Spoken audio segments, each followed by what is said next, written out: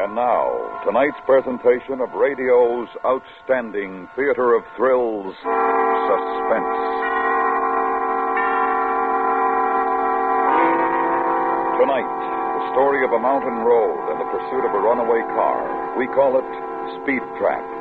So now, starring Eddie Firestone, here is tonight's suspense play, Speed Trap.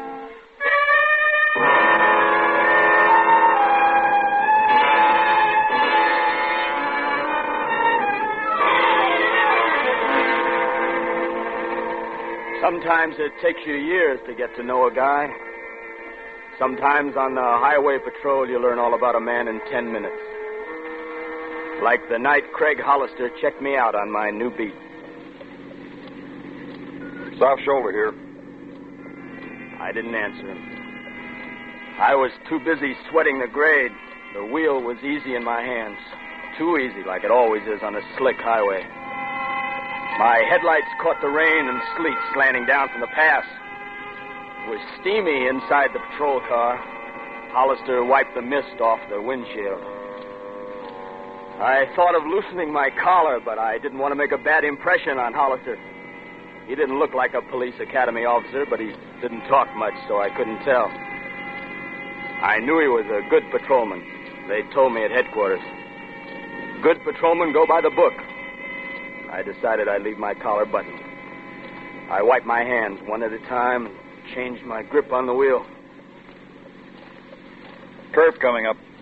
I don't see why they need us on this road. Driver'd be nuts to go over 30. People speed anywhere. This turn's called Millie's Hairpin. It's slick in the rain. Found 4 kids here in a station wagon after the last storm. What was left of them? Who is Millie? She went over the cliff in a Model T 5 years ago. She was 60 years old. Killer? Not a scratch. Devil's Curve coming up. We've had 3 fatalities here this winter. I don't know if I'm going to like this beat. Oh, it isn't bad. Once you get used to the blood. You actually catch speeders on this highway? So I met my wife. She was speeding here. Pardon me. Dispatcher? This is 3122. Go ahead, Craig. Joe, will you call Debbie and tell her to pick me up at headquarters? Okay. You better get down here before she does. A doll like her isn't safe around me. You old relic, she could break your arm. Joe. Yeah? It's awful slick up here. Tell her to take it easy on the grade. Roger. Out. Well, this was pretty good. You wanted your wife to meet you. You gave the dispatcher a call on the radio. That was something they hadn't taught me at the academy. I had a hunch it wasn't exactly standard either. Maybe working out here in the sticks would have its points. If you didn't end up at the bottom of a canyon some night chewing on a piston ring, or if your wife didn't go nuts feeding the chipmunks. Well, I sure hope she doesn't try to break the record getting to headquarters. Not tonight. Did you say you caught her speeding here? That's how I met her. See that stretch at the bottom of the grade? I remember it. If you park off the road on the ridge, you can spot the speeders coming down. I try to get them before they hit the real grade and clobber themselves. That's where you met your wife, huh? Yeah. She was roaring down the hill with a car full of phonies, coming back from a party Schweitzer was giving on his estate. All of them fried to the eyeballs. Including your wife? I thought so. I wrote it up that way. Well, then what happened? Well, the county judge thought otherwise. Debbie cried, and her old man said he wanted her treated just like anybody else, even if he had just given the county a new library. So the judge decided she'd never had a drink in her life. There wasn't a dry eye in the courthouse. You married her? Best thing I ever did. I think. You think? You're married, aren't you? Your wife don't like the mountains? Wherever I am, she likes it. Why? It's kind of lonely for a woman, Debbie says. Well, here's the place I was telling you about. Pull over. Pull over? Yeah. We'll wait here and follow her down. Why? Well, she still drives this grade too fast. With me back of her, she'll take it easy.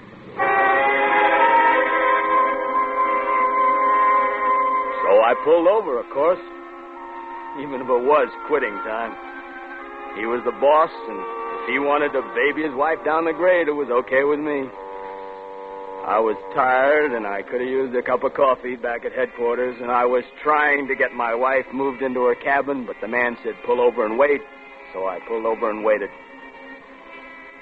I even offered him a cigarette to show there were no hard feelings. He shook his head. In the flare of my match, I could see he was squinting up the road. His face was tired. Some of the roughness was gone. This joker was worried. He caught me looking and seemed kind of ashamed. She'll be along in a minute. Sure, no worry. You can't follow her everywhere, you know. You in a hurry or something? No, it just Look, seems... I'm getting a transfer. Debbie and I will be out of these mountains next week. She's a good driver, but it's slick tonight. So if it's okay with you, we'll just... Sure, I'm sorry. What's the matter? Look at those headlights up there. I twisted around in my seat. Half a mile up the grade, a pair of headlights stabbed over the cliff, seemed to hang there. Then they whipped back to the road, jerky, like when somebody's really floorboarding the accelerator. Then there was a straight stretch where the lights swayed like the guy was skidding. Hollister gripped my shoulder, and then the lights straightened out, got brighter and brighter and further apart. The guy was practically flying. Holy smoke! That's not your wife, is it? No, she's still a little wild, but she's not crazy. Hollister was big and a little older than me. He didn't look like he could move very fast, but he was nothing but a blur jumping out of that car. He was around the hood and swinging a flashlight in circles before I could even turn on my red light. The crazy headlights seemed to reach out at him.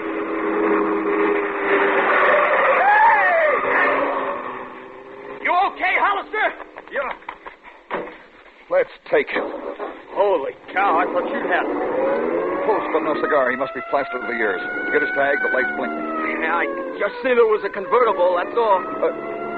Convertible? Yeah. Aren't you going to call a dispatcher? No. Pappy ought to be parked near halfway house. 2429. This is 3122. It was a convertible, all right, and I'd caught a flash of the driver, and my heart had flipped. It was a woman driver, young, blonde, with a crazy grin on her face. I felt sick. I'd picked up the pieces after a few wrecks down in the valley. It's bad enough when it's a man, but a young girl. 2429. This is 3122, Pappy. We're in pursuit of a possible 502 3 miles north of halfway house. Just about ran me down. He's weaving all over the road. Be careful. Roger. I'll try to take him. Her, not him. Take this curve tight, buddy. What did you say? That driver, it's a woman. A woman? I think so. Okay. After this curve, you can cut loose for about 800 yards. Try to get me close enough to spotlight her license. Hang on, partner.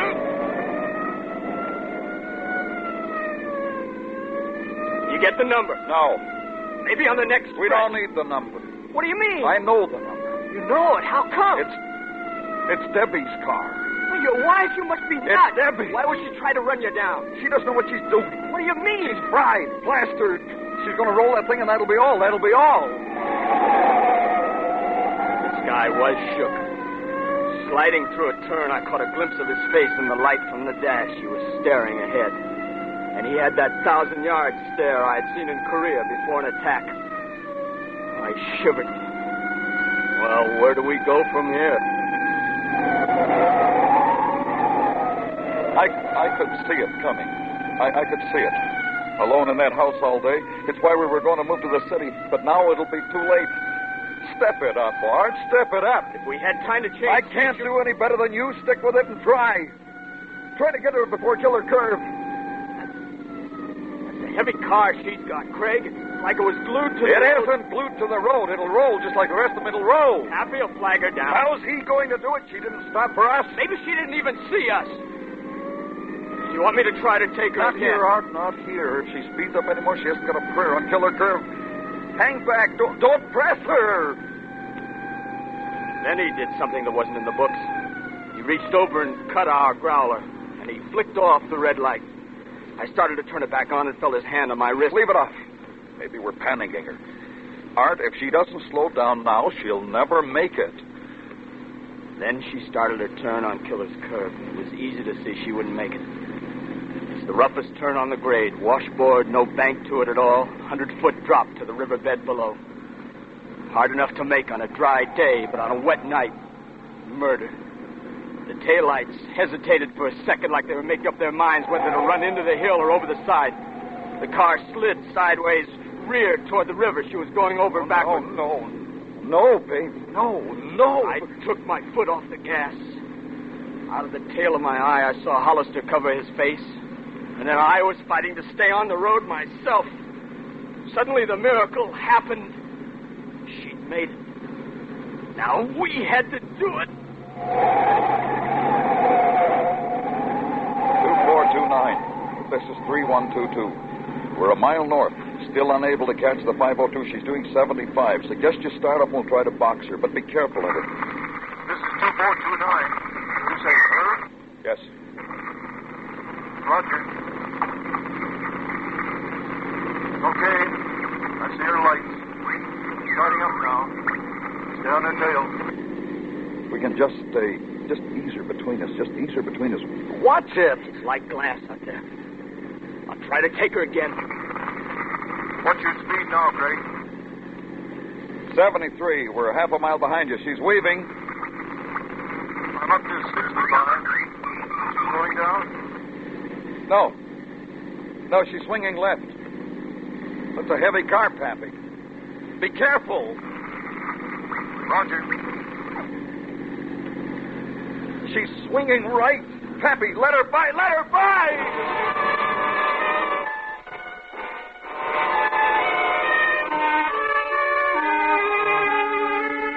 Let her by.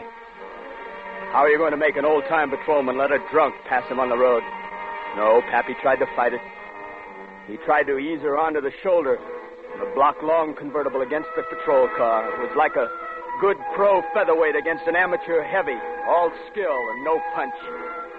For a second, I thought he had her run off the road, but the convertible lurched back. The two sets of taillights got closer. And then Pappy was off the road, over the shoulder, bouncing and rolling down the embankment. I eased my foot off the accelerator, praying that it wasn't as bad as it looked. I wanted to use the brake, but on that highway it would have been suicide. What are you doing? Going back for Pappy. What about her?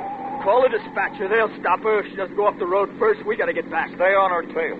You off your rocker, they'll stop her. It's my wife, and I don't want her killed. Stay on her tail.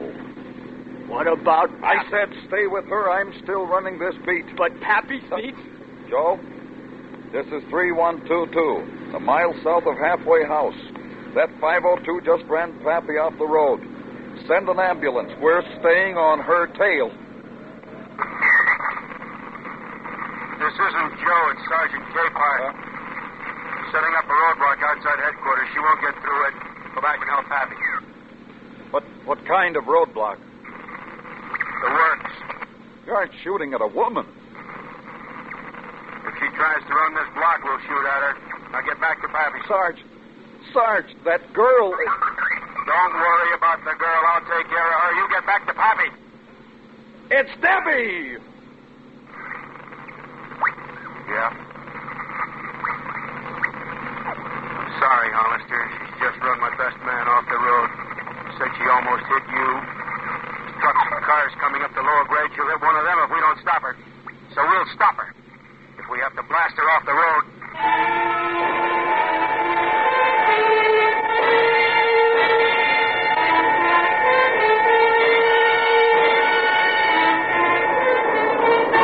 You are listening to Speed Trap, tonight's presentation in radio's outstanding theater of thrills, Suspense.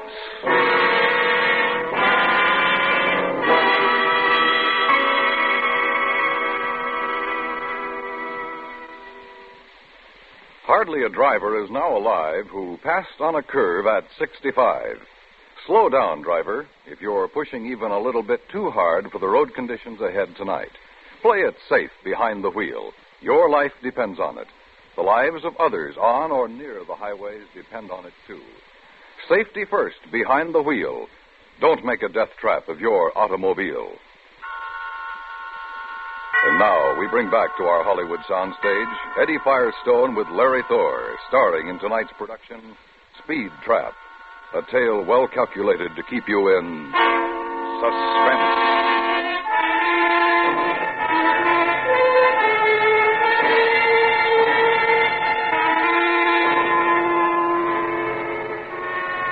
I felt sorry for the man beside me.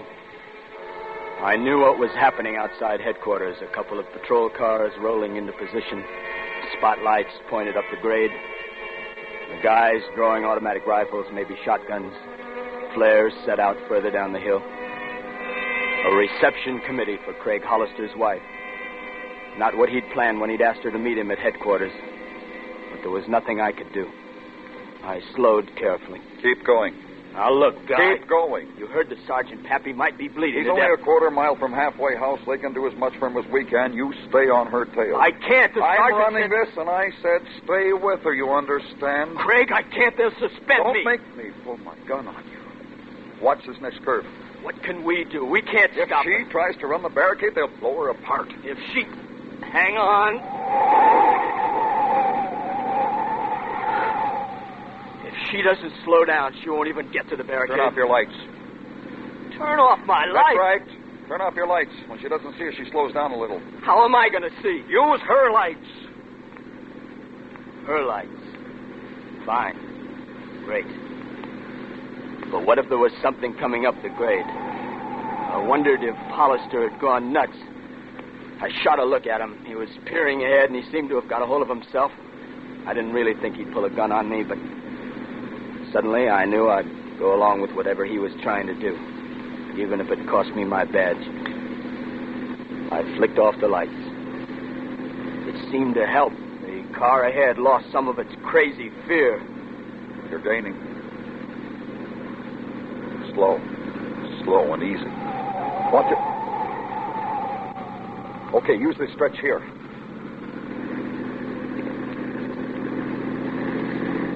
Gaining, all right, but what good is it? If she makes this turn, she's still only got a mile to the barricade. Is that a car coming? Looks like a truck. Get over! Get over! Won't be... Watch it. Get your lights on.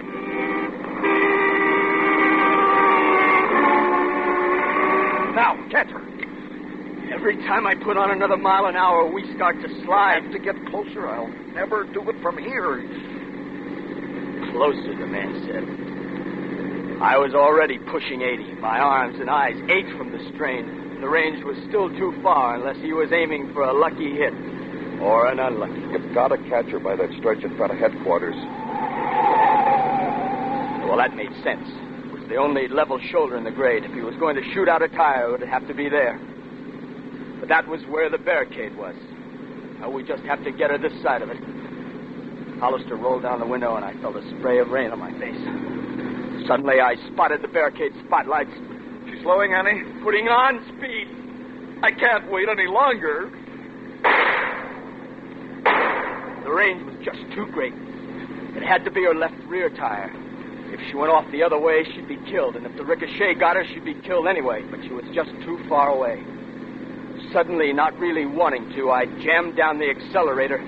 At least I could give him a last chance. The rear end swayed and lurched. My hands were sweaty with fear. And that did it. The heavy car began to turn, hesitated, and headed for the shoulder. It leaped when it hit the dirt, half turned, and went over.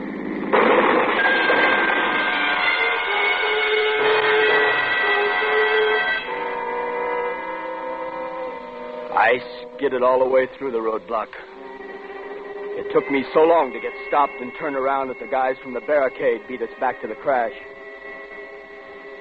But it was just as well, because without help, I'd never been able to keep Hollister from the ruined convertible. Go! Let me go! Cool on, Hollister. Wait till we get her out. The doc will be here in a minute. I killed her. I killed her. We don't know yet. Here's the ambulance. He's down there, Doc. Hey, how's Pappy? A broken leg. Not the car that ran him off the road? Yeah, that's it.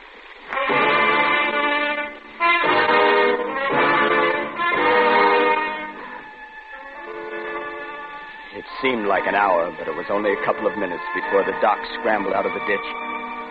A patrolman and an ambulance driver set a litter by the ambulance. 2 other guys had Craig in their patrol car trying to calm him down. I walked over to the ambulance. The girl was hurt. Hurt bad, but she was alive. The sergeant walked up. She alive? Yeah. Now tell Hollister. Okay to let him see her, Sarge? Yeah, I guess so. I started back to the patrol car and stepped back to let a convertible onto the shoulder. A girl got out. A pretty girl. And I thought of the kid by the ambulance who would never be pretty again. Then I felt the sergeant's hand on my arm. He was staring at her. This is Hollister. Yes, Sergeant. What happened? Where's Craig?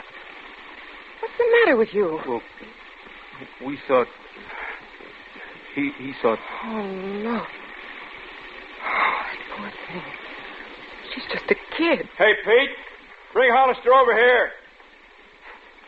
I guess she figured she was old enough to get fried to the gills and try to make that grade on a rainy night. Your husband saved her life. How? He and Art here almost broke their necks catching her. I'd have blasted her to pieces. Where is Craig? Is he all right? Debbie. Craig, darling, what is it? It wasn't you. Better skip it, Craig. No. Now, you ought to know, Debbie. I want you to know I thought the girl was you. Me? Well, why me? Oh, I see. And it could have been, couldn't it? Long time ago, maybe. Long time ago.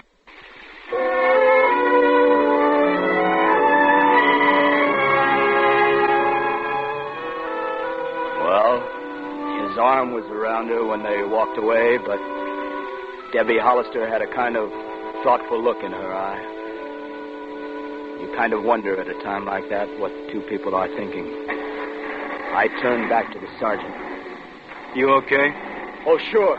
Yeah, I say, Sergeant? About us not going back for Pappy. I was driving, you know. Yeah, I know. Well... Forget it. Learn anything tonight? Yeah. I learned something.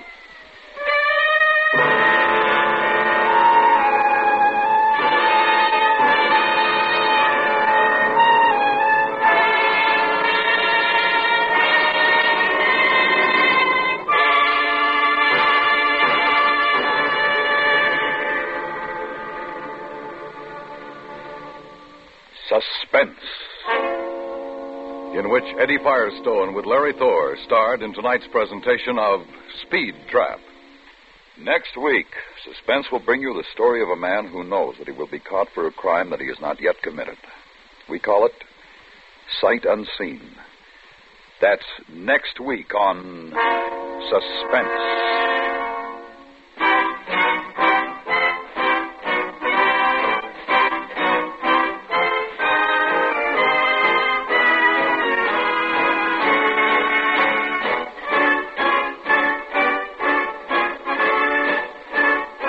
Suspense is produced and directed by Anthony Ellis. Tonight's script was written by Mr. Hank Searles. The music was composed by Lucian Morowick and conducted by Wilbur Hatch. Featured in the cast were Lillian Baia, Tom McKee, Ted Bliss, and Jack Crucian. Listen while you work. Enjoy Perry Mason every Monday through Friday in the daytime on the CBS Radio Network.